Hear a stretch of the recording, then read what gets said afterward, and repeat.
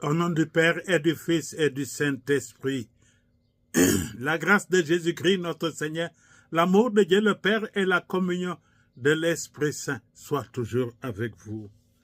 Nous sommes au mercredi 18 mars 2026, mercredi de la 4e semaine du temps de Carême.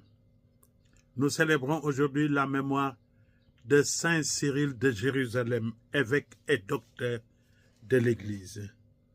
Le passage de l'Évangile de Saint Jean au chapitre 5 du verset 17 à 30 nous place devant une parole forte de Jésus, prononcée après la guérison du paralytique sur le sabbat. Les pharisiens l'accusent d'avoir violé la loi. Jésus répond en révélant quelque chose de plus profond que le conflit rituel. Sa relation intime avec le Père est la mission de donner la vie et de juger. Quelques points de méditation, frères et sœurs, sur ce passage.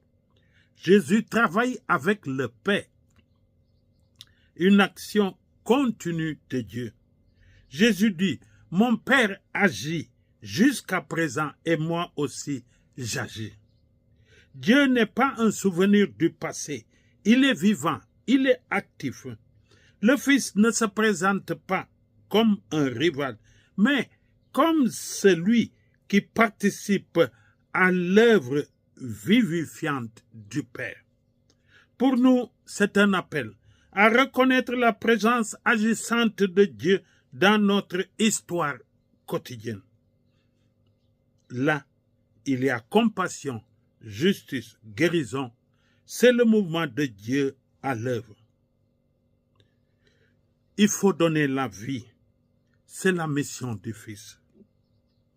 Jésus affirme que comme le Père, il donne la vie aux morts et a le pouvoir de rendre la vie.